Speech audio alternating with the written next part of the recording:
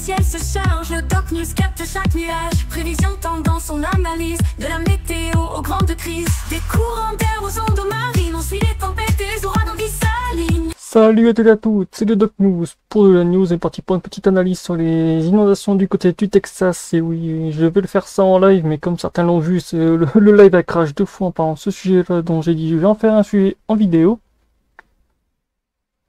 Donc voilà, les vidéos seront aussi en avant-première, donc je remercierai tous ceux qui passeront pendant cette vidéo en avant-première. Et on va parler direction le sujet principal, les inondations au Texas. Et comme vous le voyez ici, la rivière de Kennesville a été énorme. On va analyser aussi tout ça via le site de la NOAA qui est open source. Donc n'hésite pas à liker, partager et abonne-toi et à donner ton avis dans les commentaires. Donc voilà.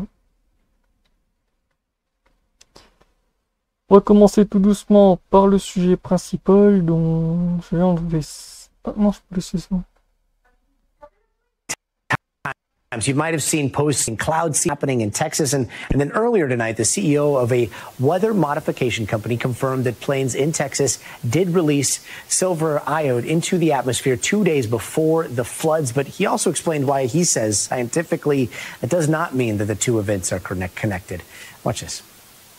We're talking about like sub-centimeter amounts of precipitation, be it in snow or rain from every event, which in aggregate can mean hundreds of acre feet, which is very consequential for farmers and ecosystems, but cannot come close to causing flooding unto itself.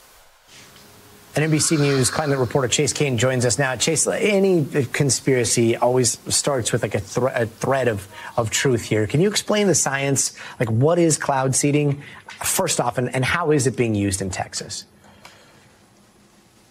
Yeah, so cloud seeding is really this idea for farmers of like, hey, there's some moisture up there in the clouds. Is there a way that we can get it out of the clouds down here to the surface to help farmers? Because water vapor that's in the air needs something to grab onto, which is often like smaller than the tip of a pen. So you're thinking like pollens, particles of pollen or dust or even air pollution. So you see this graphic here. Basically what they do is they fly planes up there to give the water vapor something to grab onto. So it's a combination of silver iodide and salt, actually. And so the water vapor forms around that. Eventually it gets heavy enough and then falls to the surface of rain. So when that happens, we're talking really small amounts of rain. In fact, scientists have been debating for decades whether or not this is actually very effective to do. So even when it does work, Gotti, we're not talking about a lot of rain, certainly not the amount of rain that they saw in Texas last week. And the timing of it, 2 days before, I mean, you know, again, anybody online that seems to be an expert these days would say, well, no, this is what, you know, started the flood or possibly like supercharged the soils hydrophobic. Like, well, take us through the timeline here. Yeah, that's a really important point, Gotti, because this cloud seeding, it works within like 15 minutes, half an hour, maybe an hour, and then that's it. So that was done 2 days before. So the CEO is saying this. Other scientific research establishes that cloud seeding isn't going to trigger something like this, certainly not 2 days after they were doing it. They were only up in the air cloud seeding for about 20 minutes because, again, it's targeted to a pretty small area of land, which was not even over where the worst of this flooding was, Gotti. So we're talking 30 minutes to an hour, certainly not 2 days in advance. And I mean, cloud seeding is human-caused climate change on a very micro level. But when we're talking about climate change on the macro level, does it look like this flood has any links to climate change?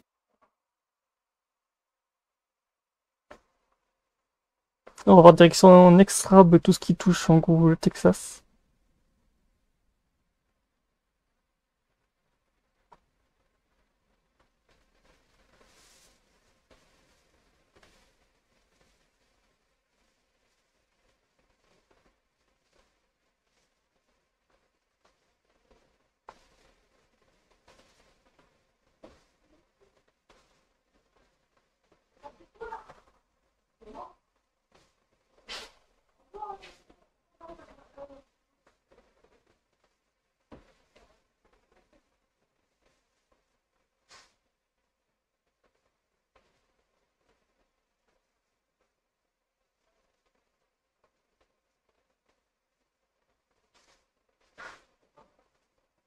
Si on regarde bien aussi, regardez, il y a des tout petits traits pas loin non plus.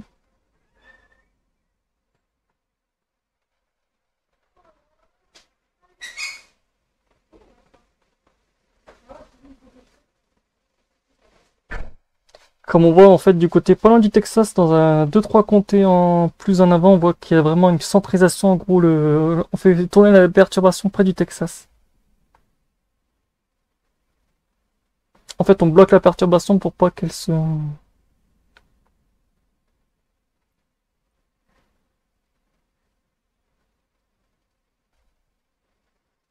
Au passage, ces données ne sont plus disponibles de NextRadar, donc voilà.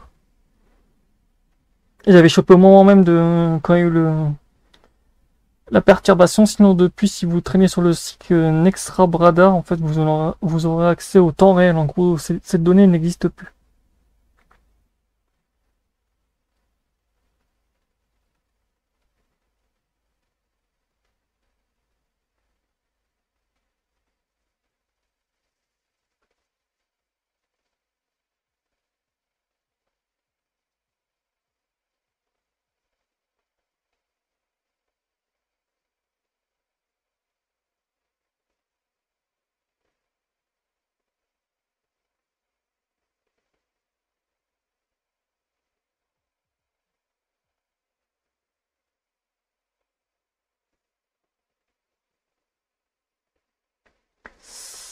Là, sur cette animation-là, vous allez voir en gros tout ce qui touche le massif flooding, en gros, tout ce qui touche tornade et tout. Attendez, je vais vous zoomer un peu. Comme vous voyez là, vous avez le tornado, le flooding, le blizzard et tout. En gros, c'est tous les alertes warning qui s'activent via les... On était plutôt sur de l'orage là.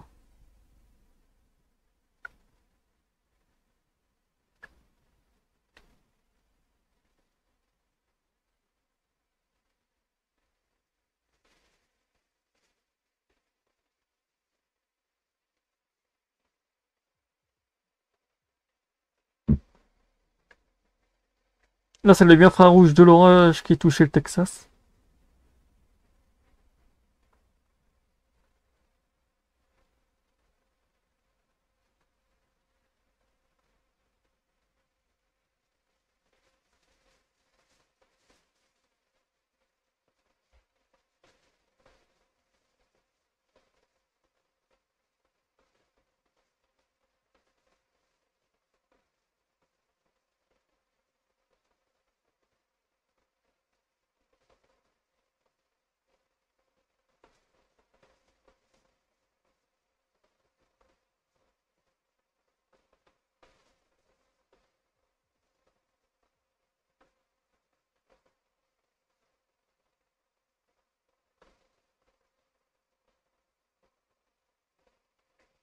Là, c'est Kerry Country et tout, comme vous allez voir, l'inondation va être très très rapide. Comme on voit le nombre de mètres, ça monte à du...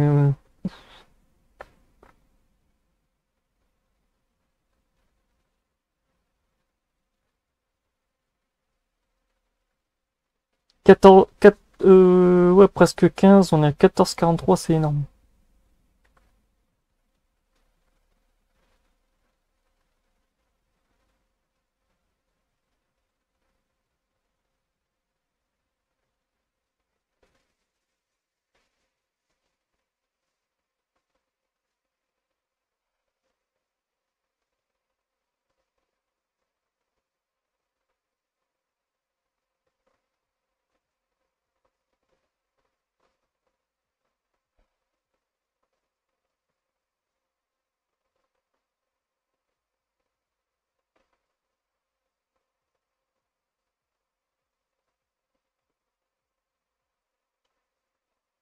Là, c'est tout ce qui touche en gros les risques d'orage et tout. Comme on voit les inondations, ça a vite monté par endroits. On était sur des zones très très rouges par endroits.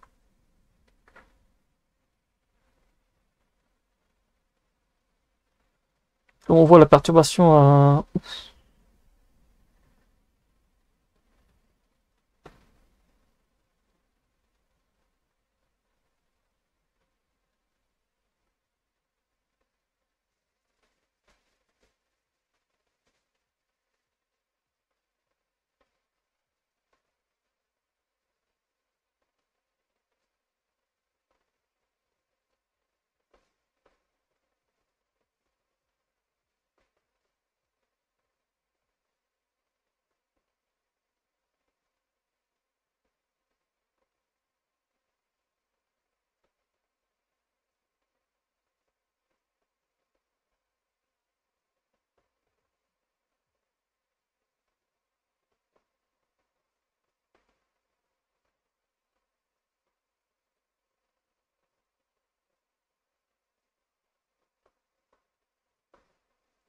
Là, le radar, oui, là, on voit la perturbation qui commence à apporter beaucoup de pluie.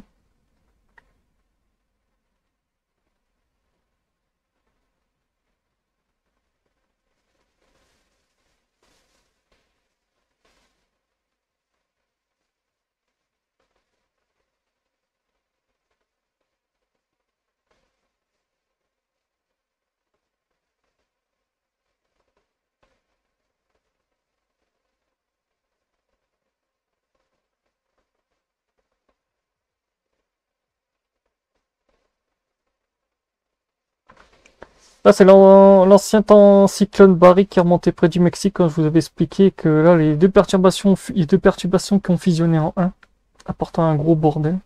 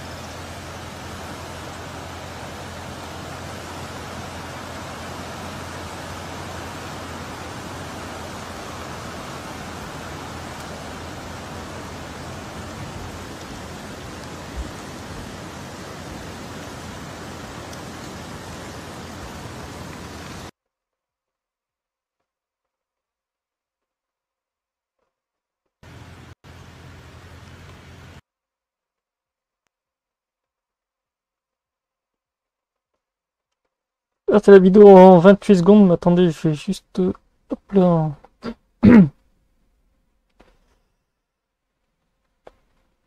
En gros, en 28 secondes, c'est qu'est-ce qui s'est passé sur... ici. Hop, toi tu te mets ici, toi tu reviens ici. En plus, c'est pile poil limite le même timer que sur la courbe.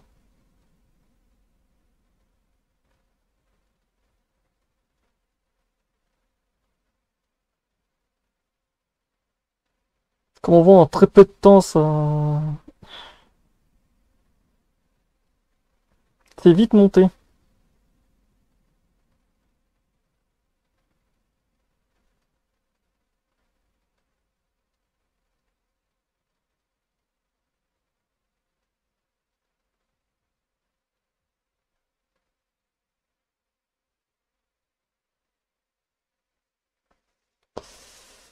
Et pour finir sur sur ce petit sujet, avant de regarder l'analyse la rapidité de la crue sur le site que que je vais vous montrer après, c'est ouf.